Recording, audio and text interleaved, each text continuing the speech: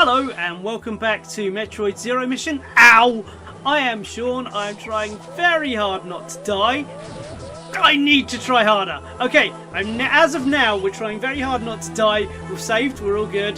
So we're going to explore this area a little more and generally do everything in our power to put off going to the bottom of this crater where Kraid is. Because that's going to be a problem. That's going to be a problem. We've only got 2 health tanks at this point.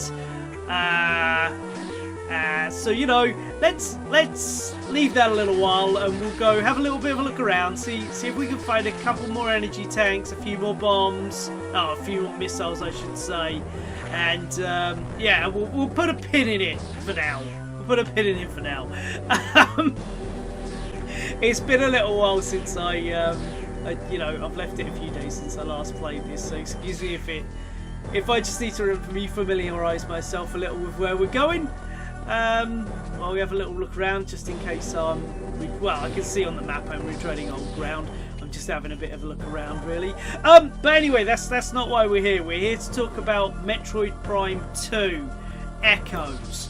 So, a lot of the stuff we all loved from the first game is back for the second game, but really to explain the second game, to go through what makes it so unique and what makes it so special, kind of need to have a word about the story first. So I thought we'd have a bit of a chat about that, and then we'll get into a few of the more specifics. So the main concept here is the split between the planet you're on has basically 2 versions. A light version that is in our universe, as it were, and a dark version which is like it's basically a rift in space. So there's like a regular, call it a matter and antimatter version if you like it, to simplify it. So this other version is basically all phase on, all poisonous and all toxic. So the story of this one, Samus, as she is wont to do, heads to a planet, she's hired to go to a planet to look for some missing Marines. I'm sure they're fine. They're always fine, right? I'm sure they're fine. Yeah, they're all dead. They're all dead. So she comes to the planet, which is surrounded by a weird electrical storm that damages Samus' ship. But regardless, she manages to track down the dead Marines, which are surrounded by some creatures. The dead Marines then get up and start to attack Samus. So after fending them off, finally, the glory of Dark Samus arrives. She is completely badass and awesome, and after a bit of a battle, she jumps into a portal. Samus duly follows, of course, and then she finds herself on Dark Aether, a toxic, distorted version of the area she's previously been on Aether. She's attacked by these kind of shadow demon things called the Ing, which are the dark versions of the creatures, the creatures that inhabit Dark Aether, which are, you know, corrupted, however you want to put it, versions. I promise I'm not going to go in the lava as much as I did in the last video, or at the very least I'm going to cry if I go in the lava as much as I do in the last video. I'm hoping that claw hand thing was a one-off and not like a regular, isn't going to fall into regular rotation. Anyway, sorry, I digress. I got yeah. So Dark Samus jumps into the portal. Samus jumps into the portal, finds it's toxic, is attacked by the Ing. They overpower her. Because it's a Metroid game, they steal all of her suit upgrades somehow. And then they chuck her, the portal appears back to regular Aether, light Aether. Samus goes through it, and that's kind of your starting point. She starts to look around a nearby structure and meets Umos, the last of the Luminov, the creatures that used to inhabit regular Aether. I'm going to just call it light Aether. I keep switching between that. Like, light Aether is regular Aether in our universe. Dark Aether is phase-on Aether. Okay? So, he explains that a phase-on meteor hit Aether and was so destructive it tore reality and literally created Dark Aether and the Ying, the creatures that attack Samus. The Ying have been taking the light of Aether, which is this energy that keeps the planet stable, and asked Samus to help stop them. If either Aether gathers all the energy, the opposite will be the opposing version of the planet will be destroyed. So the Ying have already started taking the light from Aether, which is like this big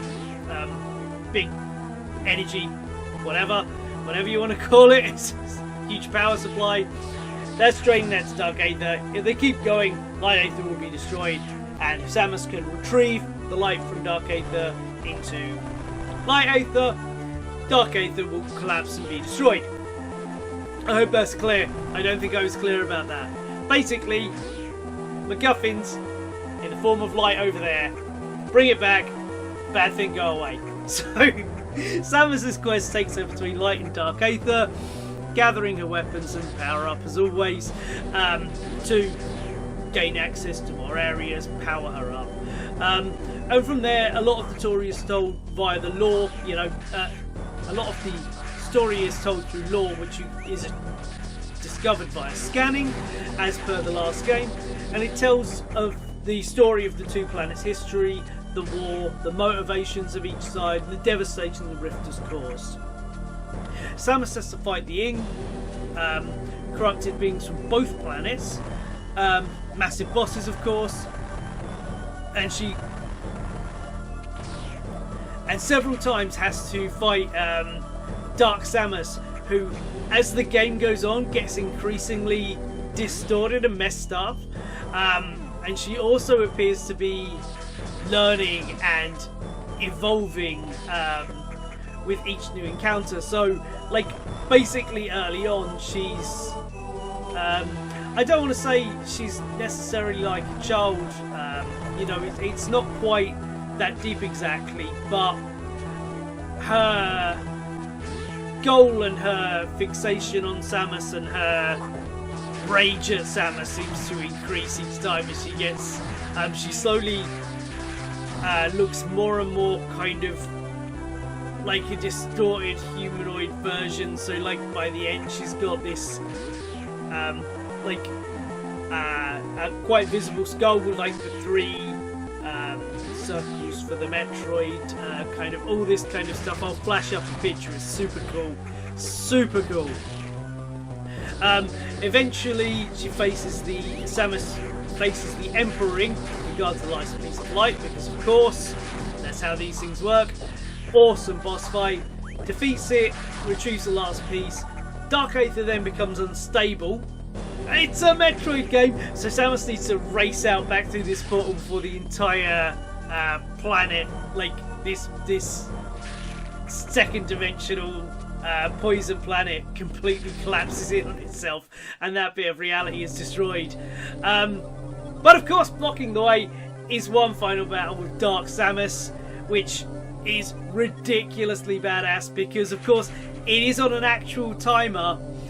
You get X amount of, I think it's something like 6 minutes. You have to get out of there and then defeat this awesome boss battle with Dark Samus. As you know, the clock is on screen. It lets you know exactly how long you've got. On defeating Dark Samus, this reality collapses. She turns the light to Umos and finds the rest of and he reveals the rest of the Luminoth. His people were actually in hibernation, and she's actually restored all of them, leading to a very, very happy ending. Frankly, because the kind of person I am, I guess, the kind of story I like, I was right up to the end expecting a plot twist. Like, maybe the Luminoth weren't quite as altruistic as they appeared. Like, maybe, I don't know, like thinking maybe they kind of trying to weaponize the Phazon and that created. I don't know. I was kind of expecting for. Just having to think where to go next. Sorry, I just don't want to go for Kraid. Yeah, so I was kind of hoping for some kind of little twist there, maybe, that they weren't as completely good and altruistic as they appeared, but I'm very happy with what we got. It's a Nintendo game at the end of the day. I'm just very happy for the story we did get, because it is a good story, and you know, we do actually destroy an entire planet and everything on it. So that's for Nintendo, for the big end. That's kind of dark. That's kind of deep. You know, they've got something there. So I'm down with it. It's cool. It's cool. Of course, as long as you've scanned enough, found enough items, and so on, there is an additional cutscene which shows Samus leaving Aether and Dark Samus reforming herself one more time, leading to see the confrontation in Prime 3 Corruption. Okay, I'm lost. Where do I go? We'll be right back. Okay, that looks a bit sus.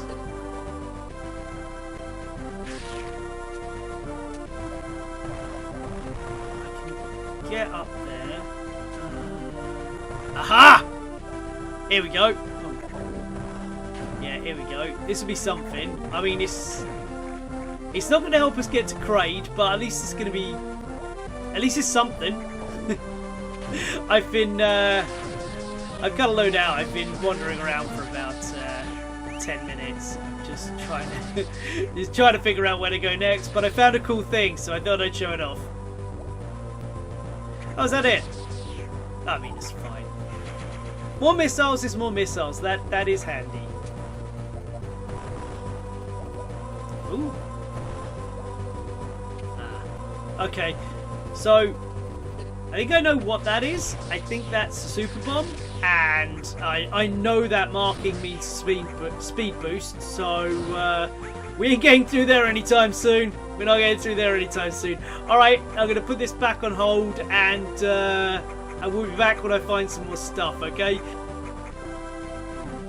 Oh! You again! Right, okay. We got him this time, That's not a good start! Okay. Why can't I kill this guy? Come on, man. We've got this. I mean, there's video evidence. I definitely can't say first try. Oh, man. Why do I suck at this guy? Come on. I think we're done. Jesus! Why can I not defeat that guy? Alright, we'll be back.